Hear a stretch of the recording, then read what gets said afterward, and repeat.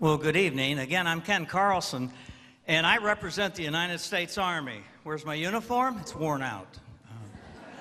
They don't make replicas of Civil War uniforms anymore, and so I had to defer to a suit tonight.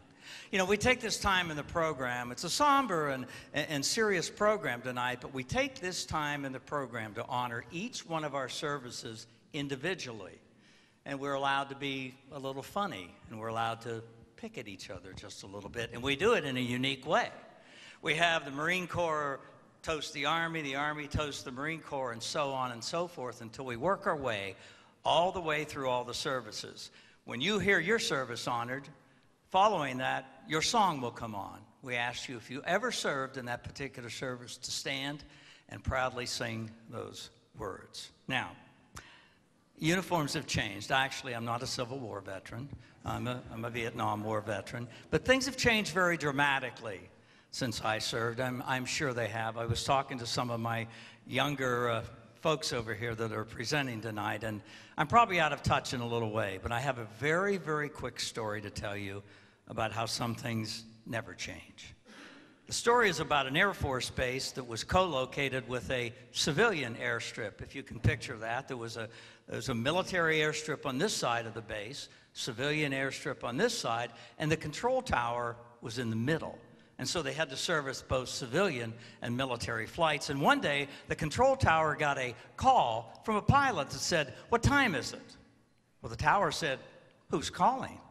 The pilot said, "What's it matter?" And the tower said, "Well, if you're from a civilian flight, it's 3 p.m. in the afternoon.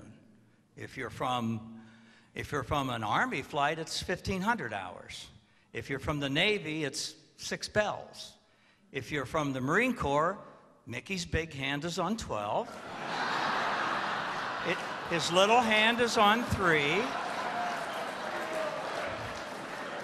But most importantly, if you're from the Air Force, you only have 120 minutes to get to happy hour."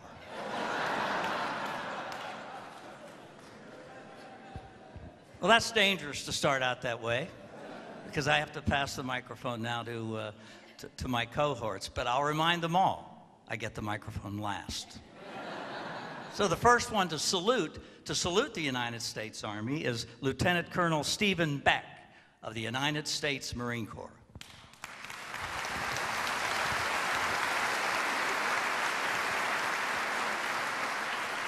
Good evening. Good evening. I'm very pleased to have been asked to salute the Army. When you think about the Army, I really considered their tenets of operations: initiative, agility, depth, synchronicity, and versatility. And it all wraps up in their uniforms. So when you think about their uniforms, you must think about that commander. I had this imaginary relationship with an idea of this commander thinking about what we were going to do tonight at the VLIP. What's the VLIP, you say? Lieutenant, what's the VLIP? Well, it's the Veteran Leadership Program, sir. Oh, the VLIP. Got it. The VLIP. What uniform is it for tonight? Oh, sir, well, that's up to you. Well, let's see. With our Army tenets, we can go through all of them. You know, agility, initiative, depth, versatility. How about the Green Beret? No, wait. Only Green Berets can wear Green Berets. How about the Black Beret? That's good. No, how about a plaid? This is Carnegie Mellon. A plaid beret. Wait a minute, we don't have a plaid beret yet. Make a note and submit that under your signature, Lieutenant, to the Standing Permanent Uniform Board for next year. We will have a plaid beret. All right, how about a green jacket? No. Well, they're canceling the green jacket. How about the blue jacket or the navy? Well, no, it can't be navy blue, but the dark one. Yeah, we'll go with the dark one. The dark one. Accoutrement. Bling. How much bling do we need? How much bling do we need tonight? Bling, patches, bells, whistles, peacock feathers, medals, badges. Heck, what do you think? Sir, I don't know. It's up to you. Wear them all. It makes us look good. After all, wear what you got. So let's review. Wait a minute, Johnny Bulford's here. We could wear Stetsons. Stetsons, if you got them. Okay, so let's review. Headwear. Whatever you wear it. What's in your closet, wear it. What jacket? Footwear. We forgot footwear. Boots. Blouse, jacket, blouse, pants, shoes. That's a formal affair. But we're in combat. Boots. Has to be boots. Or suits. Suits. Okay. We've got it. Wear what you got in your closet. It doesn't matter. We keep the enemy on their toes. They don't know. We can blend into any environment with all the options we have in our closets. All right. All kidding aside, the Army has been serving since 1775, fighting our nation's wars and winning their battles. They are the finest Army this planet has ever seen. They are serving in harm's way with incredible distinction, and their families continue to serve here at home. God loves them. We love them. God bless the United States Army.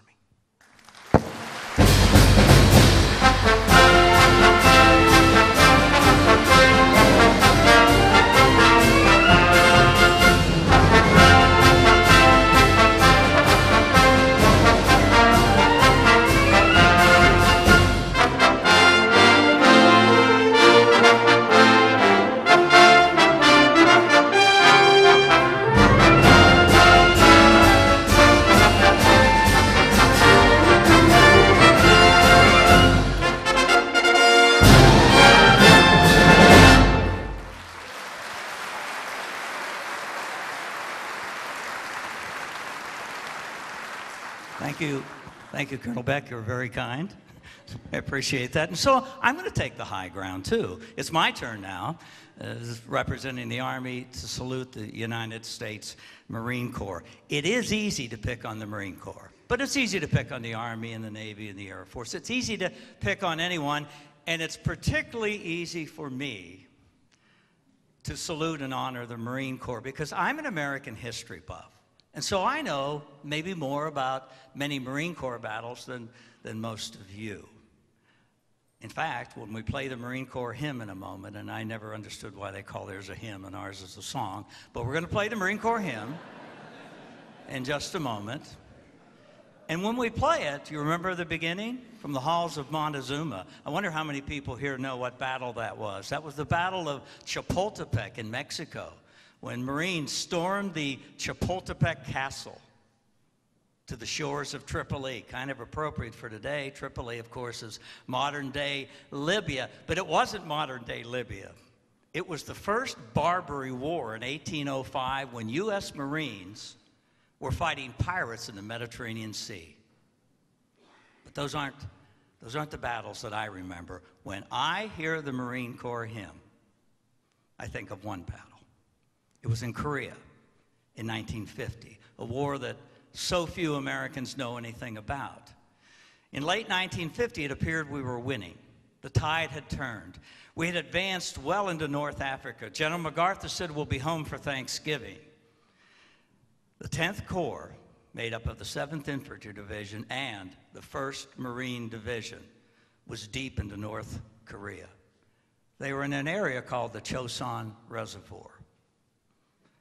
Victory was at hand. But they didn't know that during the nights in the past, hundreds of thousands of Chinese soldiers had been slipping across the Yalu River. And in late November, they attacked the Marine forces there. There could have been as many as 200,000 Chinese attacking out of the snow at night, blowing whistles and bugles and ringing bells. Many people might have considered surrender. But that small but mighty Marine force decided to fight their way out. It's where that great quote came from General Smith, when people said, "Are you retreating?" He said, "Hell no, I'm attacking in a different direction." And they did. It's an epic story. It's a 17-day battle of Marines fighting overwhelming forces in brutal sub-zero weather, fighting their way back to a port called Hung Nam, I got that right, of Port Hung Nam. They fought there all the way back down through the roads and the snow and the blizzards. It took them 17 days. Do you know what they did? They brought their dead and wounded with them. Imagine that. They not only didn't surrender, they brought their dead and wounded with them. Now, why would that remind me of the Marine Corps hymn? Well, for one reason. I'm a student of history. I was researching this battle, and years ago I saw an old black and white film clip of those Marines, battered, bruised, dirty, frozen, with their dead and wounded, forming up at that port to be evacuated. And there was a Marine Corps band there. And those men stood as straight and tall as they could as they marched in to the strains of the Marine Corps hymn. And I'll never forget that every time I hear that hymn. So tonight, as I salute the men and women of the United States Marine Corps, past, present, and future, I do it in the spirit of the men of the Chosin Reservoir, because I believe the Marines still have that same fighting spirit in their stomachs and in their hearts. Here's to the United States Marine Corps.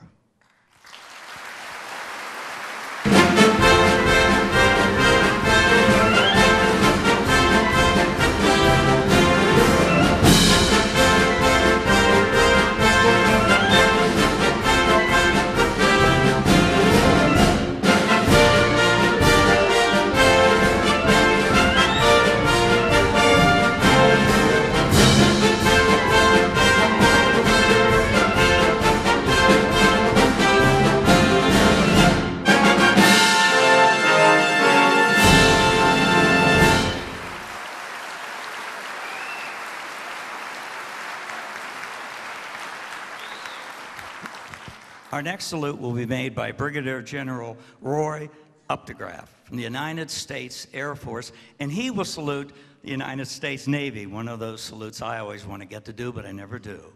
I have nothing bad to say about the United States Air Force because this is a general officer here, and I know my place. General. Thank you.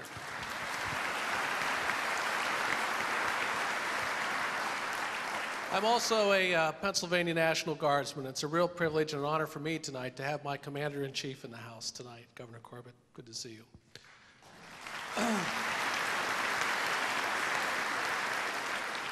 All right, the United States Navy. Don, activate your life vest, gentlemen. Let's see.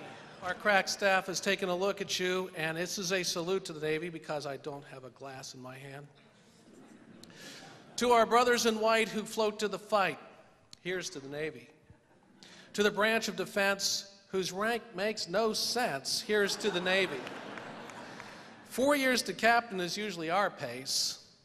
Our Navy brothers can't win this race, but here's to the Navy.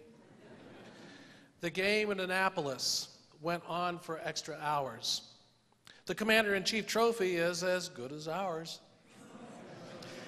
They man the rails, all proud and stiff. Don't do it, Blackbeard, they'll sink your pirate skiff. Through calm seas and rough they float with such force, always on target, always on course. Their mission, no doubt, is dangerous and hard, bringing the battle to the enemy's backyard. A most recent success, though America was betrayed, the Navy SEALs were sent in, and they were not afraid. As they arrived at the site,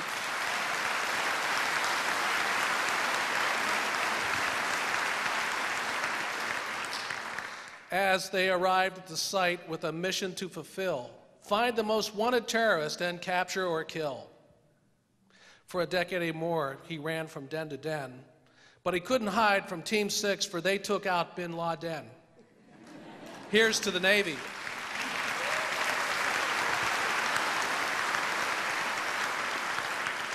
And finally, these men and women are up to the test, but if not for the Air Force, they would be the best.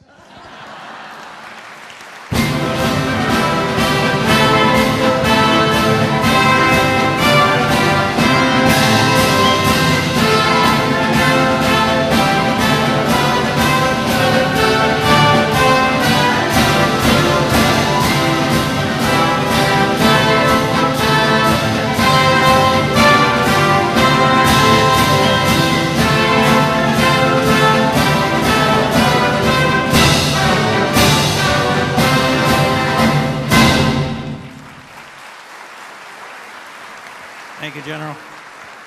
I'm so glad you mentioned SEAL Team 6, because when SEAL Team 6 dispatched Osama bin Laden to another place this past year, I think everybody wanted to sing Anchors Aweigh. It's not been a song that I sing frequently, but I wanted to on that day, and I certainly honor them. However, I have mixed emotions about Anchors Aweigh. You know, all these songs, I researched all the songs before I did this tonight. Some go deep, deep in history. Anchors Aweigh was actually written as a fight song for the United States Naval Academy. You know, that small college in Annapolis, Canoe U?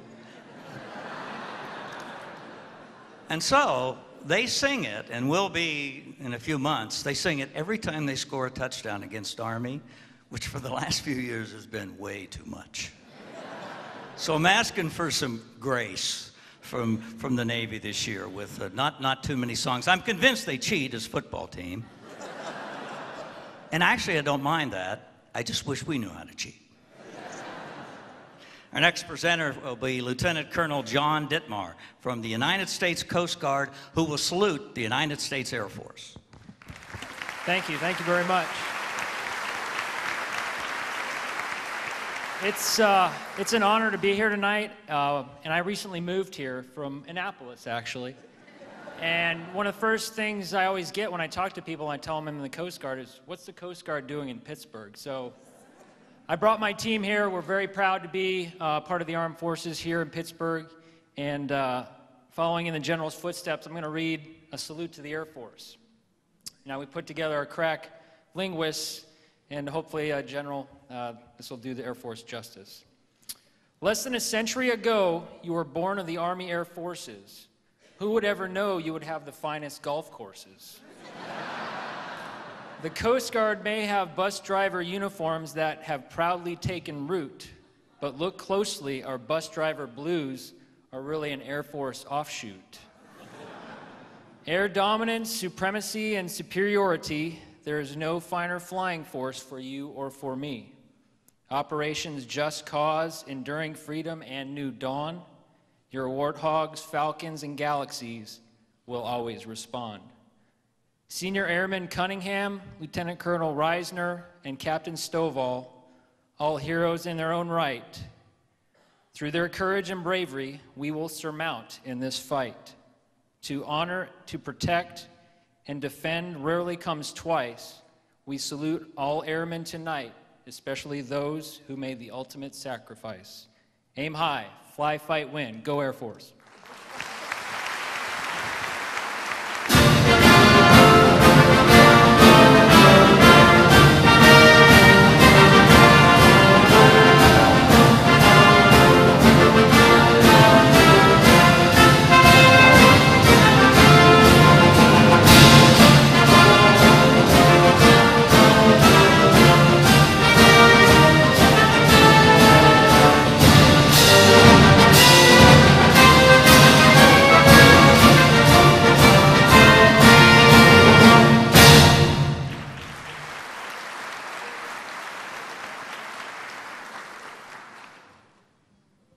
Our final salute tonight will be by Captain Greg Miller from the United States Navy. Came all the way from Cleveland.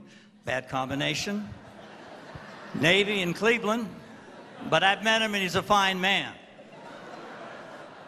So Captain Greg Miller from the United States Navy and the U.S. Naval Academy will present a salute to the United States Coast Guard. Thank you. Well, the naval presence in Cleveland is vital because we have to keep an eye on those Canadians. But I'm here to salute the United States Coast Guard, who, as most of you know, protect and ensure the safety of our coastal and intercoastal waterways. What a few of you might know is that they're also a very formidable naval force. They have a global presence. They conduct anti-piracy operations, counter-smuggling operations, as well as combating those who traffic in persons. But what very few of you might know is that one time a U.S. Navy battleship assisted the U.S. Coast Guard in drug interdiction ops. I was there. I was a junior officer aboard the battleship Iowa in the spring of 1985, and we were on our way back from a Central American deployment, battling the Sandinistas or something, and we were about 35, 40 miles off the Florida coast, and we got a call from the Coast Guard that they had been tracking a rather vicious Colombian drug gang that was transferring drugs back and forth across the Caribbean. That day, we took aboard 2 Coast Guard officers, and they briefed our wardroom, said, these drug lords are vicious, and they go in disguise. They usually use a very innocuous-looking vessel, but they're heavily armed, automatic weapons.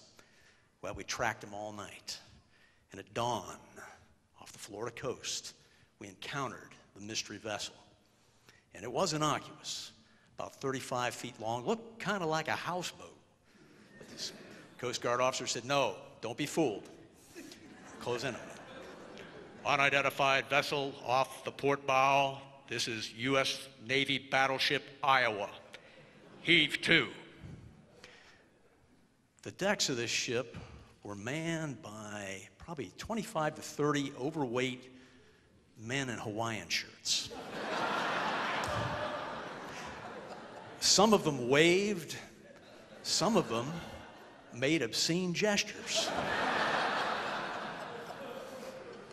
Now, an Iowa-class battleship, as some of the Navy veterans know, they were constructed in World War II, meant to fight in the Pacific and engage, the battleship Yamato, and it had 3 16-inch gun turrets. At that time, 5 5-inch gun turrets. We packed 32 Tomahawks. We were 3 football fields long. We displaced 60,000 tons. We were the pride of the Reagan-era Navy. This vessel would not heave to. So our captain, then Rear Admiral Ginecco, had a way, he raised his eyebrow to the Coast Guard officer. Well, what now? He says, well, sir, can we go to general quarters? Very well, general quarters. So the 1,500-man crew of the Iowa, officers and enlisted, scrambled to their battle stations. I made my way down from the bridge, and I was in a 5-inch gun director officer. I put on my helmet, and the first command was to train the 5-inch guns on this 35-foot houseboat. And my fire controlman said, sir, it's too close. I can't get a solution. I said, all right, I'll manually, so we aimed the guns. A couple of the men in Hawaiian shirts dropped their trousers. At that, I was rather relieved, because I thought they were going to have me shoot, and they didn't.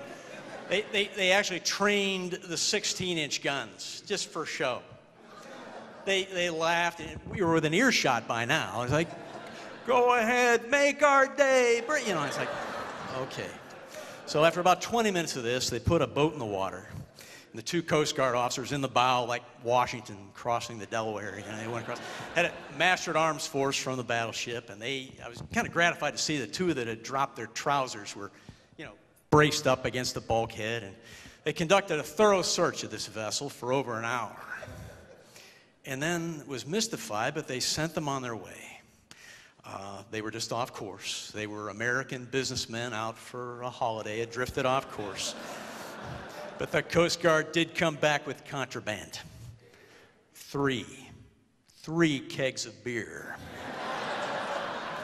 and a rusted shotgun to the Coast Guard.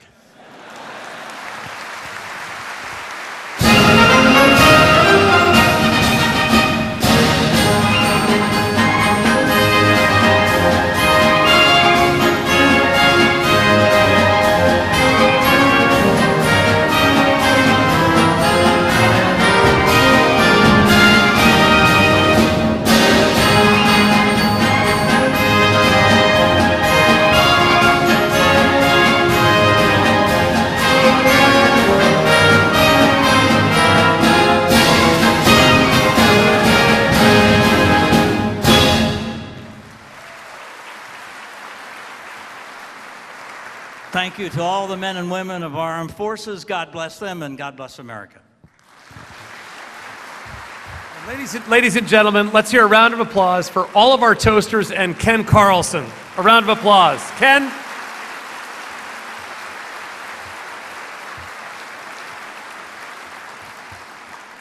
You can see why we recruited him to do this tonight, can't you? Well, listen, we all appreciate the heroic service of all the members of our armed forces, but we also tonight, 10th anniversary of 9/11, appreciate the service of our first responders. So would all police officers, firefighters, and other first-time responders please stand up in the audience? Let's give them a round of applause. Thank you.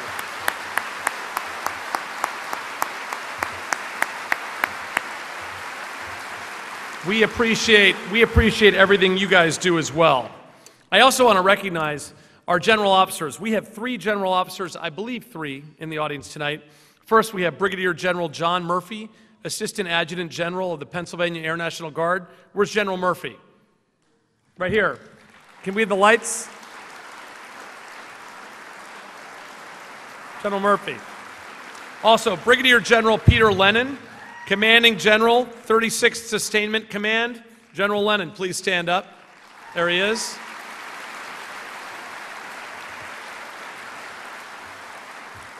And you've already met him once tonight, but please welcome my friend, Brigadier General Roy Updegraff, Commander of the 171st Air Refueling Wing.